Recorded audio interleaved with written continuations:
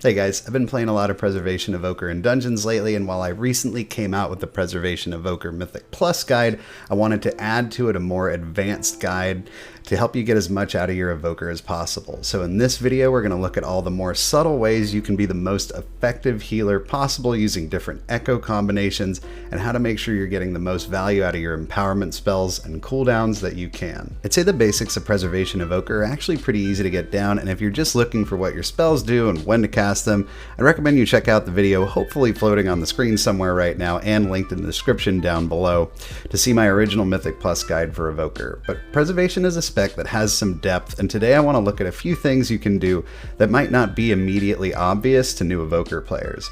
One of the biggest criticisms I hear about Preservation is lack of spot healing, and while that is true to an extent, there are definitely some interactions you can take advantage of to really help yourself out in this department. Echo is a fantastic spell, guys, but as a new Evoker, I think there's a tendency to use it in a very limited way. Echo someone, then heal them, and they get healed twice. Now, there's nothing wrong with that, and given the situation, it can definitely be the right move if you need to break off a big heal on one person.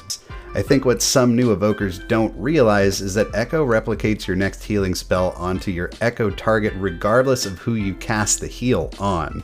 Or maybe they do know it, but they haven't really gotten the grasp of the depth of what that means and what you can do with it. There's a ton of combos and talent synergies you can take advantage of with this spell, and the more I push myself on Evoker, the more I've enjoyed learning new ways to use Echo and to try and really unlock this class. So we have this awesome heal, Verdant Embrace, which is a huge single target heal, but oftentimes we're a little too scared to give an ally a healing hug because there might be mechanics and bad stuff on our path to them. I know I've learned the hard way a number of times that just throwing out a Verdant Embrace without being aware of my surroundings can be a nice way to find yourself taking a dirt nap. So think of this move as a social distance healing hug.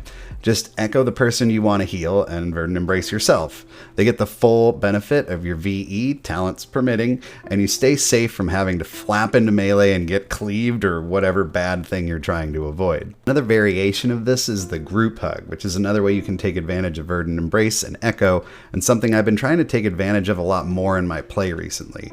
If you got 2 to 4 people needing sizable healing but maybe don't have access to Dream Breath or Spirit Bloom for whatever reason, you can throw Echoes on everyone that needs it and either Verdant Embrace the lowest target or even a target without Echo and turn your VE into a big AoE heal. This also has the added bonus of being able to cast the Echoes ahead of time preemptively and then hit that Verdant Embrace right when you need it, so you don't need to go through the charging up of your empowerment spells, and all the spells involved in a move like this are instant, so this is something you can take advantage of when you're on the move. Now let's take it a step further. You should be talented into the Lifebind talent.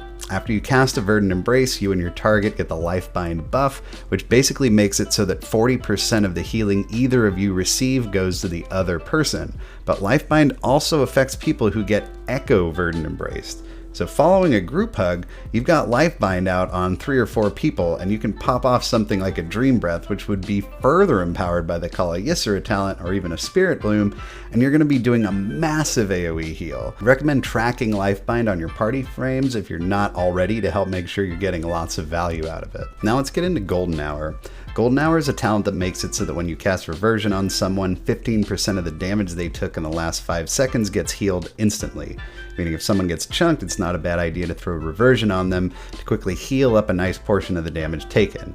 Now if instead you throw an Echo on another player and then a Reversion, they'll get 2 copies of the Reversion heal over time spell on them and be affected by the Golden Hour talent twice, meaning you are now healing up to 30% of the damage they took over the last 5 seconds. This can be huge if a player just took massive damage, and when you get used to throwing these out, it's not unusual to see Golden Hour appear very high on your healing done breakdown and details. So this is one of the ways that we can overcome that lack of spot healing, is actually with echoed reversions to undo a bunch of the damage that the target just took. Now when you echo another player but cast Reversion on someone different, not only do they get a copy of the Reversion heal over time spell, but they also get healed by Golden Hour. So in the absence of having something like the group hug available with Verdant Embrace, you can also throw out multiple copies of Golden Hour as well. To best keep track of this stuff, I'd recommend you make sure that your party frames are not just showing your base Reversion and Dream Breath HOTS on your party, but also your copied Reversions and Dream Breaths, as well as Lifebind.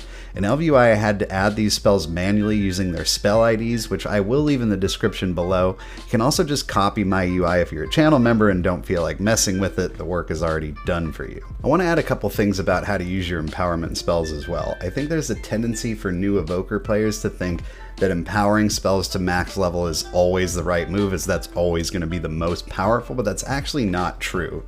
For example, Dream Breath does the same amount of healing at every empowerment level. The only difference is that the higher the empowerment, the more healing you get up front, and the lower empowerment, the more healing you get over time.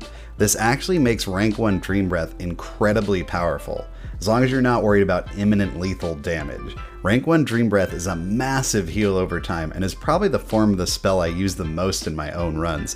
So if your party takes a lot of damage but you know they're not in immediate danger of dying, throwing out a rank 1 Dream Breath is a really strong move. Fire Breath works the exact same way, with more direct damage and higher empowerments and more damage over time and lower ones, but there is an additional incentive to fully empower here. Your Leaping Flames talent will cleave to more enemies based on how high you empower the spell. So in AoE, you actually do want to empower the Fire Breath as long as possible and then follow it up with a Living Flame. Just know that in single target or at really low target counts, you don't need to worry about this as much, although the flame will still cleave for heals. And you may also want to consider how long the mobs are going to live that you end up casting Fire Breath on. If they're not going to live very long, you might want to get more damage up front. If you think they are going to live for quite a while, then you're probably going to want to possibly use a lower empowerment. Spirit Bloom also always heals for the same amount. It's just the number of targets affected by the cast that gets impacted by your empowerment level. Don't bother charging it beyond the people that need healing, and do know that in an absolute pinch you can break off a rank 1 Spirit Bloom to heal a single target. Just beware of putting it on cooldown if you're going to need it for true AoE in the next 30 seconds. My last tip is with cooldown usage. Don't forget that Time Dilation is a 1-minute cooldown and should be thrown out extremely liberally on anyone that's going to be taking a large amount of single target damage. 1 minute, guys. Seriously. Use it every pull. Throw it on the tank if no one else needs it. Value. And also Stasis. Stasis is a ridiculous throughput on a 1.5 minute cooldown. If you know you're going to be doing a big AoE healing combo anyway, like VE into Dream Breath into Spirit Bloom, Stasis it. You're basically taking a gigantic amount of healing and putting it in your back pocket for the next big mechanic. Make liberal use of this. Don't sit on it. So these are some tips that have been really helping me feel good playing my Evoker in dungeons, and I hope you find them helpful. If you feel like I've missed anything, please let me know in the comments, as this is still a brand new spec with a lot of depth, and hopefully there's a lot of cool combinations we haven't even found yet. Don't forget to like the video if you enjoyed it and subscribe to see more videos in the future. Also, you can check out my stream right here on YouTube, Tuesday, Thursday, Saturday, 9 p.m. Pacific. I'd love to see you there. Until the next one, happy healing.